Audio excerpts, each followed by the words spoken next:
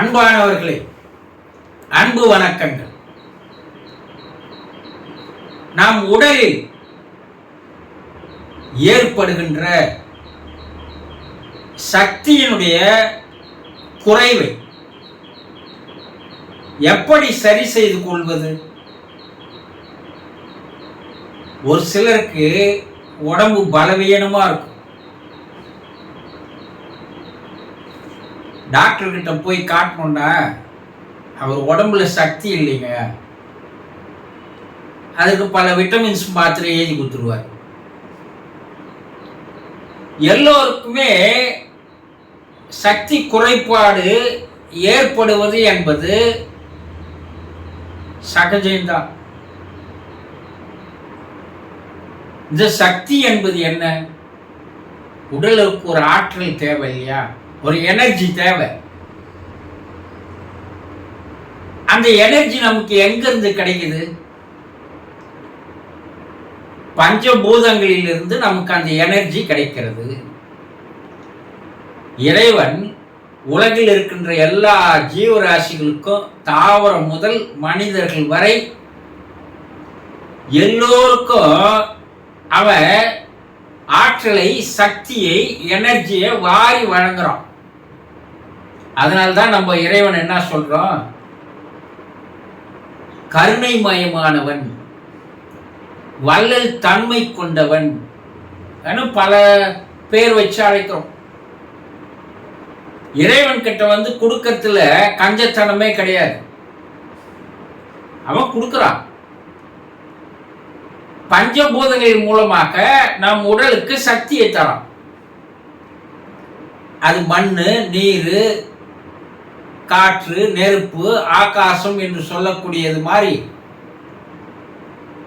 நம்ம உடம்புல அந்த பஞ்சபூதம் சக்தி இருந்தாதான் நம்ம உடம்பு இயங்கும். ஒவ்வொரு பூதங்கள் ஒவ்வொரு ரேஷியோல நம்ம உடம்புல அது இருக்கு. அந்த ரேஷியோல குறைவு ஏற்படும் போது நம் உடம்பில் இருக்கின்ற சில உறுப்புகள் பாதிக்கப்படுகிறது. உடம்புல வெப்பம் குறைஞ்சி போச்சுன்னா பல பாதிப்புகள் இருக்குது. நம்ம உடம்பு எப்போ சூடாவே இருக்கும், வெப்பத்தன்மை கொண்டது. அந்த வெப்பம் குறைஞ்சதுனாவே நமக்கு பல பாதிப்புகள் ஏற்படும். நாம் உண்ணுகின்ற உணவின் மூலமாக நம்ம உடம்புல சக்தி சேருது. நாம் குடிக்கின்ற நீரின் மூலமாக உடம்புல சக்தி சேருது. நாம் சுவாசிக்கின்ற காற்றின் மூலமாக உடம்புல சக்தி சேருது. பிரபஞ்சத்தின் மூலமாக, ஆகாயத்தின் மூலமாக நம்ம உடம்புல சக்தி சேருது.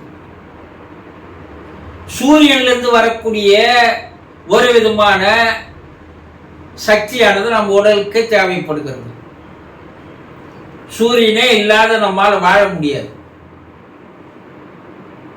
சூரிய சக்தி தாவர இனங்களுக்கு எப்படி மிக மிக முக்கியமோ அது போல மனிதர்களாகி நமக்கும் அது முக்கியம். அப்போ இந்த பஞ்சபூதங்களிலிருந்து சேர்கின்ற சக்தி நமக்கு சரியாக உடம்புல இருந்ததுன்னா உடலுக்கு எந்த விதமான நோய்கள் வருவதற்கு வாய்ப்புகளே இல்லை. உடல் தளர்ந்து போவதற்கு உண்டான வாய்ப்புகள் இல்லை. உடல் நல்ல வலுவாக, உறுதியாக, ஆரோக்கியமாக இருப்போம். இந்த அஞ்சத்திலிருந்து கிடைக்கிற சக்தி நம்ம கிட்ட ஒரு 100%, ஒரு 100 யூனிட் நம்ம கிட்ட இருக்குதுன்னு வச்சுக்கலாம். நாம இந்த 5 பூதங்களிலிருந்து வர சக்தி 5 புலன்கள் செலவழிக்கிறது. ஒரு பக்கம் 5 பூதங்கள் நமக்கு சக்தியை தருது, ஒரு பக்கம் 5 புலன்கள் நம்ம சக்தியை செலவழிக்குது. செலவழிச்சுதான் ஆக்கணும். அப்போ கண்களை பார்க்கும்போது கண்களின் மூலமாக அந்த சக்தியானது செலவாகிறது.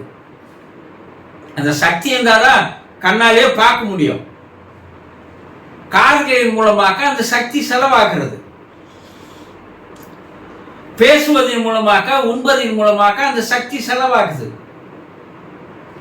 சுவாசத்தின் மூலமாக அந்த சக்தி செலவாகிறது. உடல் உழைப்பின் மூலமாக அந்த சக்தி செலவாக்குறது. ஐம்பூதங்களின் மூலமாக வருகின்ற சக்தியானது ஐம்புலன்களின் வழியாக செலவாக்குறது. உடல் உழைப்பு அதிகமா இருந்தா உடனே என்ன ஆயிடுறாங்க? டயர்ட் ஆயிடுறாங்க இல்லையா? அந்த சக்தி அதிகமான உடல் உழைப்பின் மூலமாக உடம்புல இருந்து அதிக சக்தி வெளியே போயிடுச்சு. இப்போ லோ பேட்டரியில நம்ம பாடி இருக்கிறதுனால உடல் தளர்ந்து போகிறது. இத கூட இன்னொரு புலன் இருக்குது. இதெல்லாம் ஏதோ ஒரு 10 யூனிட் செலவாகுதுன்னு வச்சுக்கலாம். மீதி இருக்கிற 50 யூனிட் செலவு பண்றது எதுன்னா உங்களுடைய மனம்தான். மனம்தான் உங்க உடம்புல இருக்கிற அதிகமான யூனிட்டான சக்தியை செலவிக்குது. இப்ப கண்ணு குடுத்துட்டான் இறைவன், பார்க்காத இருக்க முடியுமா? முடியாது. காது குடுத்துட்டான், கேட்காத இருக்க முடியுமா? முடியாது. வாய் குடுத்துட்டான், பேசாத இருக்கலாம் இல்லையா? ஆனா நம்ம என்ன பண்றோம்? தேவையில்லாத பேச்சுக்கள், அது வீணான பேச்சுக்கள், அரட்டை, வீண் பேச்சு, வம்பு, எப்படியெல்லாம் அந்த வாய் பேசி பேசி பேசி சும்மா பேசிக்கினே இருந்ததுன்னா, ஒரு லவுட் ஸ்பீக்கர் 4 பூரா கத்தின்னு இருந்தா அது கரண்ட் செலவாகுது இல்ல? அது போல நம்ம வாய் என்ற அந்த லவுட் ஸ்பீக்கர் ஆனது சும்மா பேசிக்கினே இருக்குது. ஒரு சிலர் பார்த்தா தொண்ணு பேசுவான். கத்தி கத்தியே அவன் ஆவி போச்சுப்பா சொல்லுவாங்க இல்லையா? இந்த அரசியல்வாதிகளுக்கும் ஆசிரியர்களுக்கும் பேராசிரியர்களுக்கும் அவங்க கத்தி கத்தி கத்தி மாணவர்களிடம் பேசுவாங்க. அரசியல்வாதிகள் மக்களிடம் பேசுவான். அப்ப அவனுடைய ஆவியானது சக்தியானது மிக அதிகமாக செலவழிந்து அவனுடைய உடலானது என்ன ஆகுது? தளர்ந்து போய் ஆரோக்கியம் கெட்டு போகிறது. சரி, அப்போ சாப்பிட்டுதான் ஆகணும் இல்லையா? 3 வேலையை 2 வேலையை ஆக்கலாம், 2 வேலையை 1 வேலையா கூட ஆக்கலாம். ஆனா சுவாசம் பண்ணி ஆக்கணும் இல்லையா? ஒரு 5 நிமிஷம்னா சுவாசம் பண்ணாத என்னால இருக்க முடியும்னு சொல்ல முடியுமா? முடியவே முடியாது. இப்ப கண்ணால பார்த்தாகணும், காதால கேட்டாகணும், அதே போல மூக்கால சுவாசம் பண்ணியே ஆகணும். மீதி 2த்துல ஓரளவு குறைக்கலாம். பேச்சை குறைச்சா 10 யூனிட் என்றது 5 யூனிட் நம்மால சேமிக்க முடியும். உடல் உழைப்பு அதிகமா இல்லாத ஓரளவுக்கு தேவையான உடல் உழைப்பு செய்தா அது நமக்கு ஒரு 5 யூனிட் கொடுக்கும், சேமிக்க முடியும். இந்த ஐம்புலன்கள்ல செயல்பாடுகள் ஓரளவுக்கு அதிகமா நம்மால சேமிக்க முடியாது, ஓரளவுக்கு சேமிக்கலாம். ஆனா மனம் தூங்கி எழுந்ததுல இருந்து இரவு போய் படுக்கிற வரைக்கும் அது ஓடிக்கொண்டே இருப்பதால், ஒரு ஃபேன் ஓடிக்கினே இருக்கு, ஒரு ஃப்ரிட்ஜ் ஓடிக்கினே இருக்கு. இப்படி எந்த பொருள் ஓடுனாலும் அதனுடைய மின்சாரம் செலவாகிக்கினே இருக்குது இல்லையா? இப்போ மனம் தொடர்ந்து ஓடுவதால் 50 யூனிட் சக்தி அதன் மூலமாக செலவாக்குறது. இந்த மனம் ஓடுவதை நிறுத்தினால், அதிகமாக எண்ணுவதை, சிந்திப்பதை, கற்பனை செய்வதை நிறுத்தினால், ஓரளவுக்கு செய்துதான் ஆக்கணும். அதுல உங்களால ஒரு 30 யூனிட் மின்சாரத்தை சேமிக்க முடியும். உங்க உடம்பு ஒரு மின்சாரம் இருக்குது, அதுக்கு ஜீவ மின்சாரம்னு பேரு, அதுக்கு உயிர் சக்தின்னு பேரு. இந்த உயிர் சக்தி ஒரு 50 யூனிட் உங்ககிட்ட எப்பயுமே இருந்ததுன்னா உடல் தளர்ந்து போகாது, உடல் நோய்க்கு ஆளாகாது. இந்த 50 யூனிட் எப்போ இருக்கிற மாதிரி செய்துன்னு மீதி 50 யூனிட் நீங்க செலவழிச்சுன்னு வந்தீங்கன்னா உடல் எந்த பாதிப்புக்கும் உள்ளாகாது. சில துறவிகள் எல்லாம் பார்த்தா பேசவே மாட்டாங்க, மௌன விரதம் என்று சொல்லுவார்கள். காரணம், அது மூலமா செலவாகிற அந்த 10 யூனிட் அவங்க உடம்புக்குள்ள சேர்க்கிறாங்க. வாய் பேச முடியாதவர்களுக்கு, சாதாரண மனிதர்கள் கூட அவங்களுடைய சென்ஸ் அதிகமா வேலை செய்யறதை நீங்க பார்க்கலாம். கண் பார்வை இல்லாதவர்களுக்கு சாதாரண மனிதர்களை விட அவர்களுடைய சென்ஸ் அதிகமாக இருப்பதை பார்க்கலாம். அறிவுல கூர்மையா இருப்பாங்க, நினைவாற்றல ரொம்ப மேம்பட்டவர்களாக இருப்பாங்க. காரணம், கண்களின் மூலமாக செலவழிக்கிற அந்த 10 யூனிட் மின்சாரம் உடம்புல நிரந்தரமாக சேகரிக்கப்படுகிறது. அதனால அவர்களுக்கு உடல் ஆரோக்கியம் கிடைக்குது.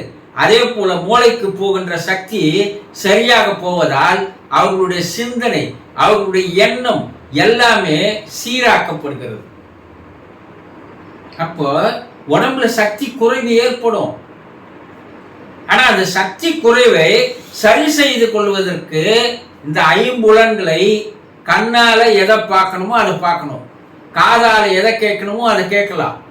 அதே போல பேசுவதை குறைத்துக் கொள்வது மிக மிக நல்லது.